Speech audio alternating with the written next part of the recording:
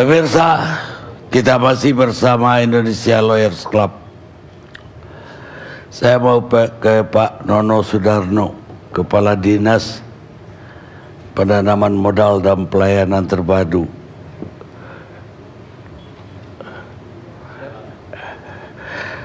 Pak Nono, Kabupaten Tangerang.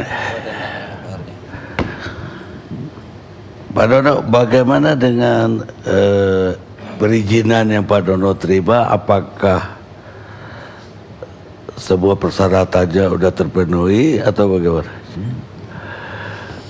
Baik Pak Karni, langsung saja barangkali terkait dengan perizinan dari PT Panca Buana Cahaya Sukses ini. Dari perizinan sebetulnya dari tahapan-tahapan awal sampai dengan tahapan akhir dia sudah tempuh. Apa? Sudah tempuh. Artinya dari mulai izin prinsip penanaman modal yang diterbitkan oleh provinsi, karena memang pada waktu itu pengajuan rencana daripada PT ini dengan investasi 17 miliar dan juga tenaga kerja 35 orang, sehingga IPPM atau izin prinsip penanaman modal dari Provinsi Banten. Ini sebagai awal. Dia modal dalam negeri atau dalam negeri, Pak? Karena ada isu juga bahwa dia punya modal ini dari Malaysia. Dalam negeri yang tercatat. Bukan PMA ya? Bukan, dalam negeri. Dan dari IPPM ini kemudian dia mengajukan izin prinsip. Baik. Izin prinsip terkait dengan peruntukan ruang terhadap rencana usaha industri yang bersangkutan. Itu di bulan Februari 2016 dia sudah mengantongi izin prinsip, di mana izin prinsip ini adalah untuk selanjutnya sampai ke perizinan-perizinan yang lain, baik itu terkait dengan izin lingkungannya, terkait dengan izin lingkungan yang diterbitkan justru di Maret 2016 yang merupakan yang menerbitkan izin lingkungan ini siapa? Izin lingkungan dari Kabupaten Tangerang. Oh, dari Kabupaten. Dari Kabupaten Tangerang. Kemudian Pak Karni, dari izin lingkungan beranjak berikutnya di Mei 2016 dia mengantongi juga izin mendirikan bangunan. Ya, izin mendirikan bangunan yang akhirnya sampai ke izin gangguan atau HO. Jadi tahapan itu memang sudah ditempuh, sudah dimiliki sampai ke akhirnya izin usaha industri yang diterbitkan kemarin di bulan Juni 2017. Di mana dalam izin usaha industri ini berdasarkan pengajuan atau data yang disampaikan oleh si pemohon atau PT Panca Buana Cahaya Sukses ini adalah dengan nilai investasi 7 miliar dan juga jumlah tenaga kerja sebanyak 10 orang dengan 8 laki-laki dan 2 perempuan. Jadi tahapan-tahapan memang sudah secara urutan perizinan sudah ditempuh sampai ke izin usaha industrinya. Demikian Pak Karni. Karena ini memenuhi persyaratan, apakah diizinkan membuat industri yang ada misiu seperti itu di wilayah yang begitu padat penduduknya?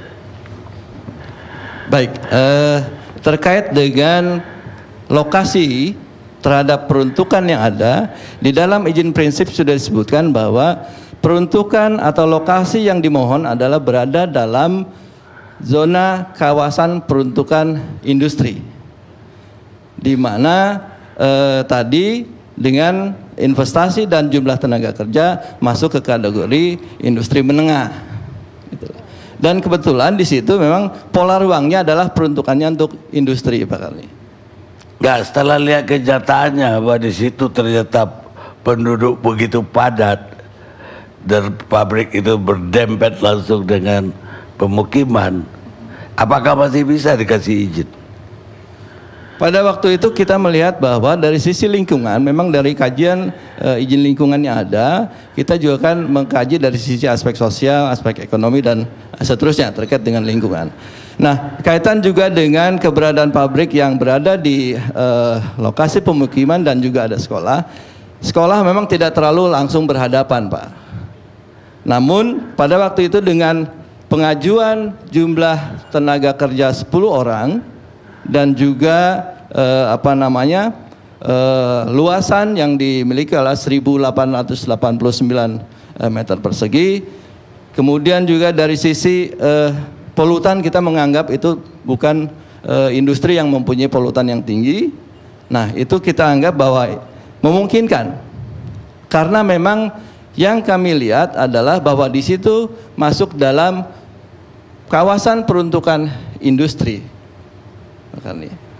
Ya, bahwa kawasan baik industri.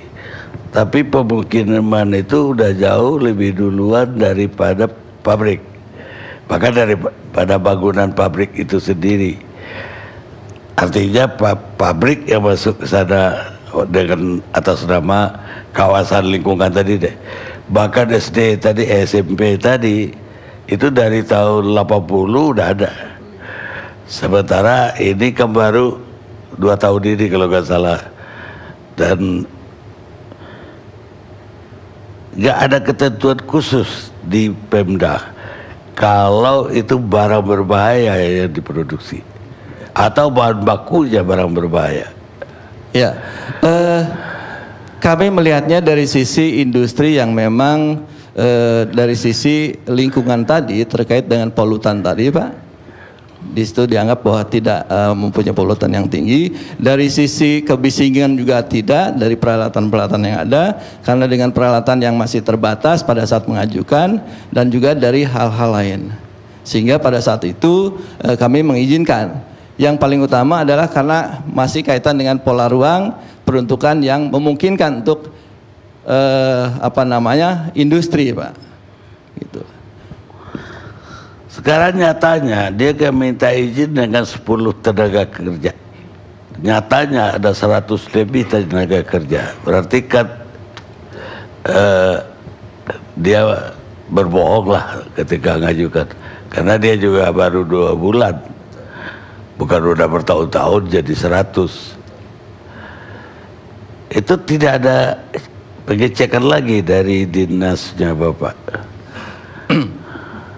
Iya, jadi setelah izin usaha industri dikeluarkan, sebetulnya ada kewajiban melapor, Pak.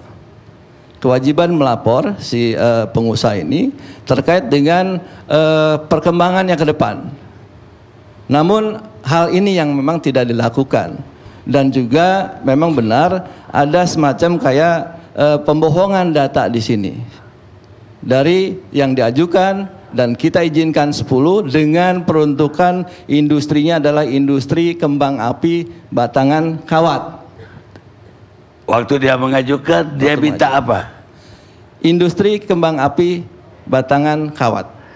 Dengan jumlah tenaga kerja 10, gitu Pak. Ternyata kembang api apa?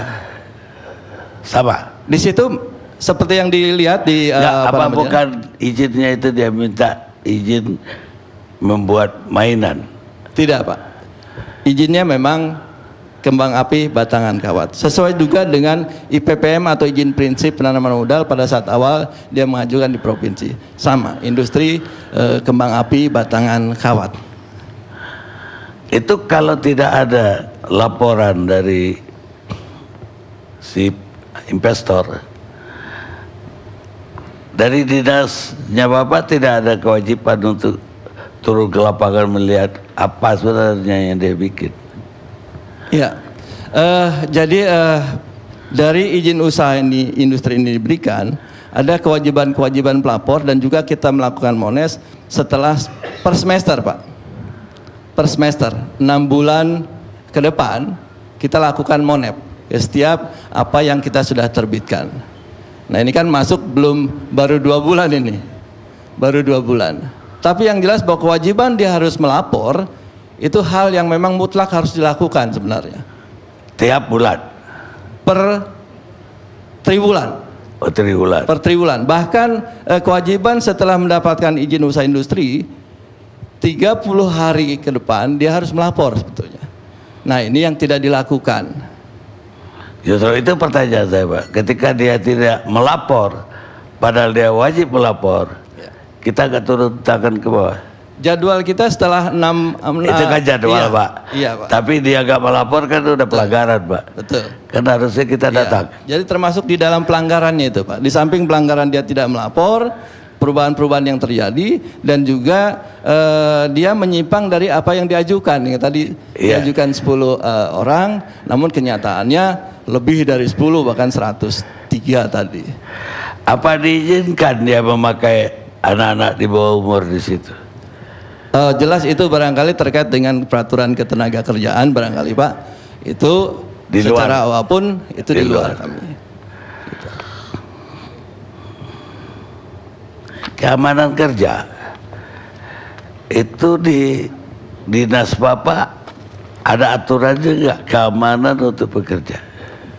Kaitan dengan perizinan yang diberikan, tentunya pengusaha perusahaan-perusahaan yang sudah diberikan perizinan harus memenuhi peraturan, ketentuan peraturan perundang-undangan yang berlaku. Terkait dengan K3 barangkali ini kaitan dengan aturan-aturan yang ada di Dinas Tenaga Kerja, Pak. Jadi bukan di tempat Bapak. Baik, Pak. Tapi tadi jelas bahwa itu di daerah pemukiman, tapi menurut Bapak itu kawasannya untuk industri. Jadi kita nggak tahu lah kawasan pemukimannya yang ditetapkan belakangan atau perubahannya yang belakangan muncul.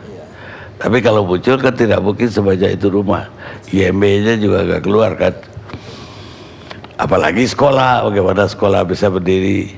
Sekolah itu nggak sampai 100 meter kan dari pabrik ini. Jadi ini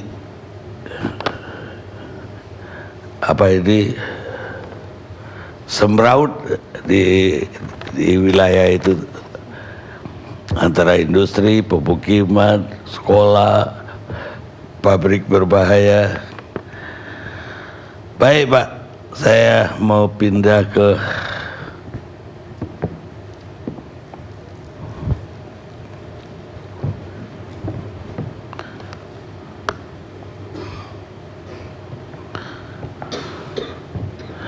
Kadis Tenaga Kerja Kabupaten Tangerang, Pak Jarnaji.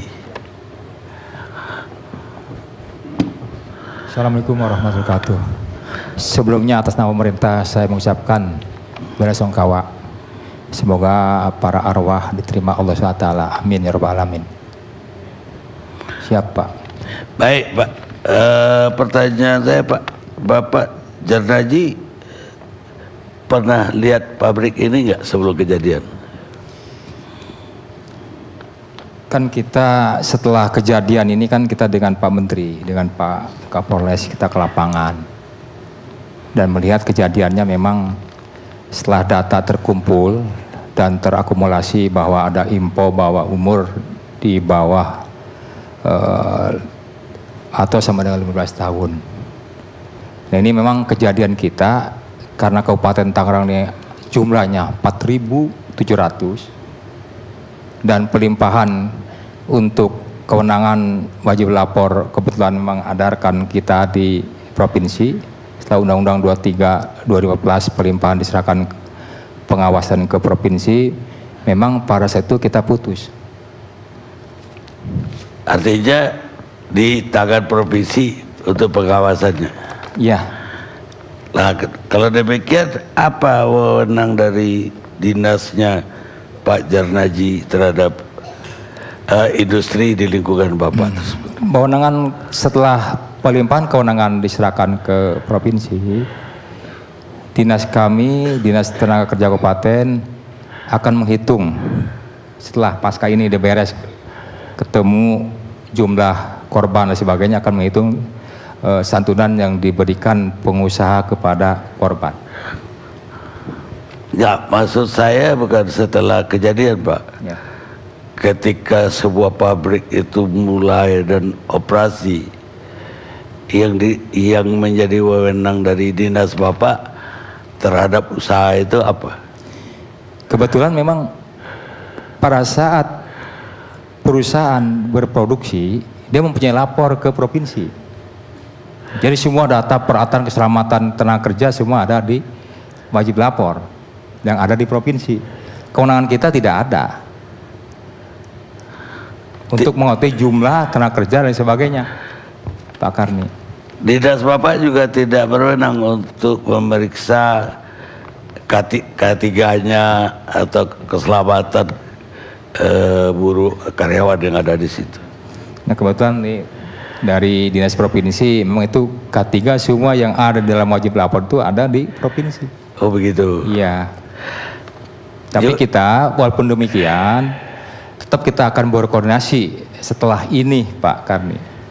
Karena Bupati setelah kejadian begini sudah membuat edaran ke industri, Pak Kapolres juga, ya Pak Kapolres kita sudah melakukan edaran ke para industri dan para camat dan bahkan kepada lurah untuk mengawasi. Karena terjadian urgensi begini, Kabupaten Tangerang akan melakukan konsentrasi yang luar biasa setelah kejadian gini. Jadi artinya bahwa memang perusahaan setelah kita lihat perizinannya, dari perizinan yang disampaikan oleh teman kita, rekan kita dari kabupaten, yang pertama 35, yang kedua 10, itu ternyata setelah kejadian ada 100 lebih. Dinas Tenaga Kerja pada saat itu memang kita tidak punya data, karena data itu ada kewenangan dari pengawas yang ada diserahkan dari Kabupaten Tangerang ke provinsi. Jadi kalau gitu staf Bapak pun tidak pernah ada yang datang ke pabrik itu? Karena beda kewenangan Pak. Oh begitu. Ini sebelah kami kebetulan memang saya undang untuk bisa memberikan penjelasan. Ya kalau begitu ke Pak Abidi semua ini persoalan jadi. Ya. Apa iya seluruh kewenangan di tangan Pak Hamidi sebagai Kadisnaker Trans Provinsi Banten. Baiklah, assalamualaikum warahmatullahi taala wabarakatuh. Kami atas nama pemerintah Provinsi Banten mengucapkan artinya bela sungkawa yang sedalam-dalamnya kepada keluarga yang ditinggalkan. Mudah-mudahan keluarga yang ditinggalkan ini diberikan kekuatan, ketabahan dan kesabaran. Jadi kami atas nama pemerintah Provinsi Banten ikut bela sungkawa. Nah tadi terkait mungkin permasalahan pengawasan yang dilakukan oleh Dinas Tenaga Kerja dan Transmigrasi Provinsi Banten terhadap seluruh perusahaan yang ada di wilayah Provinsi Banten yang sebanyak sejumlah tercatat saat ini 14.000. Itu satu provinsi. Ya, 327 perusahaan. Khusus yang ada di Tangerang kalau tidak salah 4.000 lebih Pak ya. 4.700, mungkin datanya agak beda dengan provinsi mungkin jumlahnya. Nah, itu semua di dalam pengawasan dari pengawas ketenaga kerjaan yang ada di wilayah Provinsi Banten. Jadi kami di situ ada namanya Korwil Pengawas Ketenaga Kerjaan wilayah 1 Tangerang Raya. Itu sebanyak 24 pegawai pengawasnya. 24 apa itu? 24 orang Pak. Jadi kami sudah melakukan satu provinsi itu tenaga pengawasnya 24. Satu provinsi itu sebanyak 71 orang Pak. Ya jadi mungkin agak minim lah. Kalau idealnya mungkin bisa lebih dari 200. Jadi kami melakukan pengawasan itu di kabupaten kota dalam rangka untuk tegaknya aturan. Nah, jadi di sini pengawasan terhadap perusahaan-perusahaan yang selama ini melaksanakan kegiatan produksinya. Kami sudah melakukan pengawasan yang sangat ketat terhadap perusahaan-perusahaan ini, tapi khusus perusahaan PT Panca Buana Cahaya Lestari ini, jadi kami belum melakukan pengawasan terhadap perusahaan ini. Enggak Pak, saya agak agak takjub nih. Ada 14.000 industri di Provinsi Banten. Tenaga yang awas cuma 71 orang. Ya inilah mungkin kenyataan yang ada yang harus kita bukan. Saya takutnya semuanya diserahkan ke Allah Subhanahu wa taala aja, Pak. Artinya nggak mungkin kita 71 orang bisa ngawasi 14.000 pabrik di wilayah sebegitu besar. Kenapa tidak dibagi wewenang ini sebagian ke kabupaten seperti ke Pak Pak Naji, sebagian lagi ke kabupaten, ke kota. Kenapa harus di tangan provinsi semua? Jadi memang sesuai dengan Undang-Undang 23 tahun 2014. Jadi pengawas yang semula ada di kabupaten kota, yang tadinya 71 itu ada di kabupaten kota semua, Pak. Terus setelah Undang-Undang 23 tahun 2014 terhitung 1 Januari 2017 pengawas itu beralih ke provinsi. Jadi menjadi kewenangan provinsi. Jadi di sanalah mungkin dari sejak tanggal 1 Januari 2017 itu pengawasan itu menjadi tanggung jawab pemerintah provinsi. Jadi kami menata kembali jumlah, artinya pegawai pengawas yang minim ini untuk melakukan pengawasan supaya lebih efektif. Seperti itu, Pak. Jadi kalau dilihat dari jumlah, ya saya nggak bisa mengandai-andai barangkali ya. Tapi kami tetap melakukan pengawasan itu berdasarkan sistem-sistem yang ada. Kita buat artinya zona-zona, artinya di mana perusahaan tersebut harus diawasi. Zona merah inilah perusahaan-perusahaan yang artinya wajib diawasi karena potensi terjadinya kebakaran, peledakan dan kecelakaan kerja itu terjadi, maka kita kasih platnya merah dan hijau dan biru. Nah, inilah mungkin salah satu untuk menutupi kekurangan daripada pegawai-pegawai tersebut. Barangkali demikian. Mungkin jadi, ya jangan-jangan di instansi Pak Hamidi juga tidak tahu bahwa di Kosambi itu ada pabrik kembang api ini. Ya, untuk pabrik ini, Pak, memang belum melaporkan. Karena setelah perusahaan ini beroperasi di dalam Undang-Undang 781, setelah 30 hari perusahaan ini harus melaporkan kepada Dinas Tenaga Kerja dan Transmigrasi Banten. Ini tidak dilakukan. Nah, inilah pertama kali pelanggaran yang dilakukan oleh perusahaan karena dia tidak melaporkan.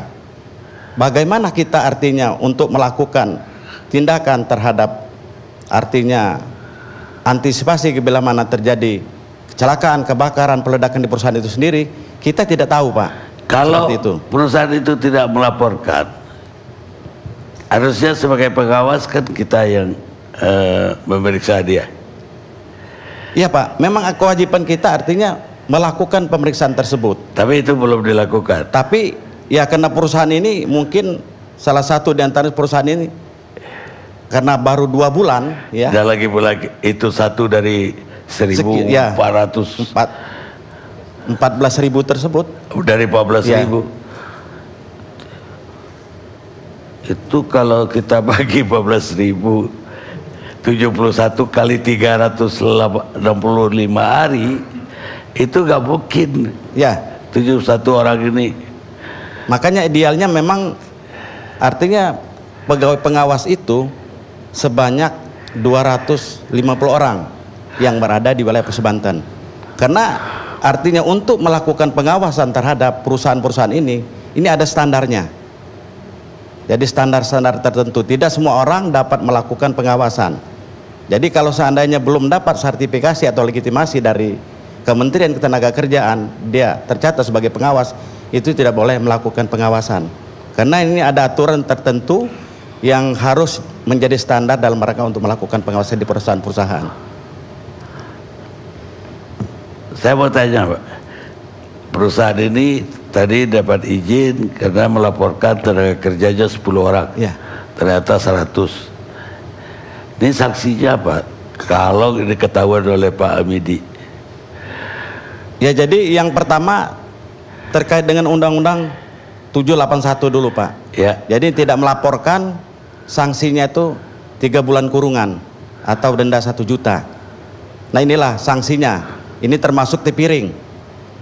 Ini lagi kita sidik juga. Jadi bersama-sama aparat kepolisian Kalau aparat kepolisian pidananya, kalau kami TV ringnya, karena berdasarkan Undang-Undang 170 itu. Jadi kami selalu bekerja sama dengan aparat Artinya kepolisian. denda, tapi Ya, denda. bisa dicabut ke izinnya. Kalau mencabut mungkin kewenang dari Kabupaten Tangerang, Pak, seperti itu. Oh, balik lagi ke Ya, kabupatennya. karena dia mengeluarkan izin, Pak. Nah, tadi terkait dengan masalah izin 10 orang menjadi 100 orang.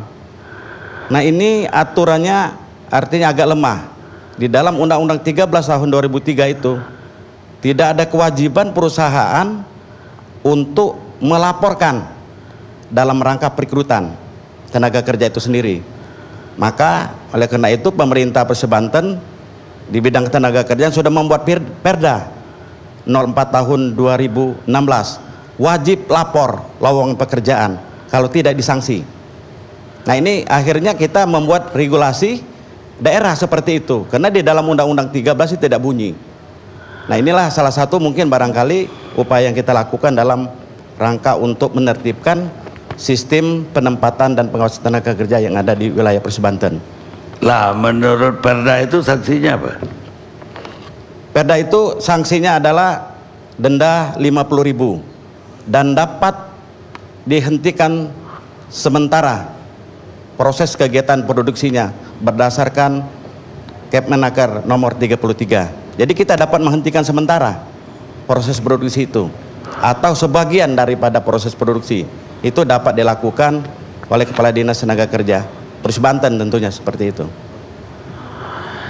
Baik, Pak. Terus kalau dia mempekerjakan anak-anak di bawah umur seperti fakta yang ketemu malam ini, sanksinya apa? Tadi sudah untuk pelanggaran artinya pekerja anak di bawah umur tadi sudah disidik oleh teman kami dari aparat kepolisian, Pak. Ya, kalau tenaga kerjanya sanksinya apa? Kalau untuk melanggar masalah pekerja anak ini hukumnya minimal 5 tahun penjara. Itu Seperti itu. Undang-Undang Tenaga Kerja. Undang-Undang Tenaga Kerja. Itu disidik Ya. sekarang oleh Aparat kepolisian. Jadi karena di Disnaker juga kita punya penyidik juga, Pak. PPNS juga. kalau yang keamanan dari tenaga kerja itu tidak diperhatikan, seperti saya katakan tadi, tidak ada pintu emergency, padahal ini barang berbahaya yang mudah terbakar, bahkan jendela pun tidak ada, itu ada sanksi nggak?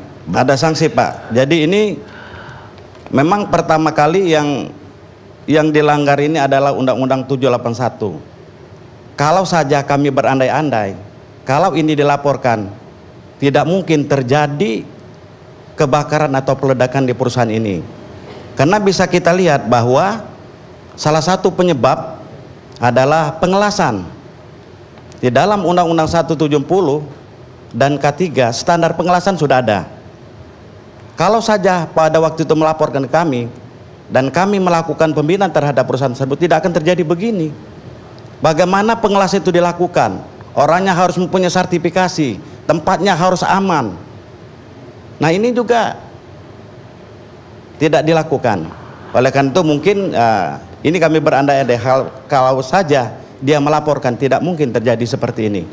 Karena kamilah yang bertanggung jawab dalam rangka untuk melakukan pembinaan pengawasan terhadap perusahaan tersebut. Jadi kini sudah berlalu, kami artinya menyarankan seluruh kepada perusahaan yang ada di wilayah Banten harus melaporkan. Ya, jadi potensi-potensi bahaya dan dapat dilihat saat ini tidak ada artinya di perusahaan tersebut standar artinya keselamatan dan kesehatan di perusahaan tersebut. Tidak ada pintu darurat, tidak ada istilahnya tanggap darurat, sehingga nanti kalau terjadi kebakaran itu akan fatal akibatnya. Tidak ada ditemukan istilahnya hidran air untuk menyemprot, hanya ada 4 apar di perusahaan tersebut. Nah, inilah standar-standar ini sangat minim di K3-nya di perusahaan tersebut, dan ini melanggar Undang-Undang 1 tahun 70. Seperti itu, Pak. Ya, kalau saya punya pabrik juga nggak baik, saya cukupin semua. Kalau pengawasnya juga nggak mungkin datang. Tapi ini kan ibaratnya kita serahin aja nasib kepada Tuhan Yang Maha Esa. Ya mungkin kami masih ada Kementerian Ketenagakerjaan sebagai pembina, artinya pengawas ketenagakerjaan di Indonesia Pak. Mungkin nanti Pak, segmen berikutnya saya mau balik dulu. Terima kasih Pak Nono Sudarno. Pak Nono, itu kalau segitu banyak perizinan itu terlanggar, bisa dicabut nggak? Ya, sebuah perusahaan industri bisa dicabut. Baik Pak, memang setiap perizinan yang diberikan kan ada sanksi administrasi. Seperti contohnya untuk yang kasus sekarang, tentunya kalau toh memang diketahui bahwa izin yang diberikan ke pengusahaan ini adalah ada pelanggaran-pelanggaran, tentunya ada sanksi dari sanksi administrasi sampai ke pencabutan. Kalau dicabut, kalau yang saya dengar kalau dicabut gampang aja, kita ganti PT lagi, ajukan izin baru lagi. Gimana itu? Kalau di negeri lain sekali Bapak lakukan kesalahan seumur hidup nggak boleh lagi tuh bikin pabrik itu. Ada nggak di kita aturan kayak gitu? Baik Pak, tentunya pada saat setelah kejadian-kejadian seperti ini, tentunya kita juga harus berintrospeksi dan juga memperketat proses-proses pelayanan perizinan ke depan, sehingga ya diharapkan tidak terjadi apa yang seperti disampaikan oleh Pak Karni tadi. Ada satu perusahaan yang notabene sudah dicabut, tapi dia dengan menggunakan nama PT, alamat yang berbeda, namun dia juga masih bisa masuk ya untuk mengurus perizinan, bahkan terkait dengan usaha yang sama. Oleh karena itu Pak Karni, kita juga di sini dengan kejadian ini kita ambil hikmahnya ke depan terkait dengan penerbitan perizinan, bahkan tidak hanya penerbitan perizinan, tapi juga dalam proses ini juga kita sudah harus perketat. Demikian. Enggak, bagaimana kita bisa mencatat bahwa ini orang blacklist? Ada nggak blacklist semacam itu di ketenagakerjaan atau di pemerintah kita? Kan seharusnya orang udah melakukan sesuatu kesalahan besar, kayak bank udah ada Pak. Kalau Bapak bikin kayak kena BLBI kemarin, Bapak seumur hidup gak boleh lagi punya bank. Ada gak ini untuk industri? Ya, tentunya blacklist, benar blacklist Pak, terkait dengan data-data yang terkait dengan data perusahaan yang memang di blacklist, sehingga manakala data perusahaan pada saat pengajuan baru muncul data yang sama, tentunya ini kita sudah cut Pak. Gitu. Cut untuk kabupaten Bapak. Ya. Kalau dia ngajuin lagi ke kabupaten di kabupaten lain bagaimana? Iya itu. Kita lihat pemirsa.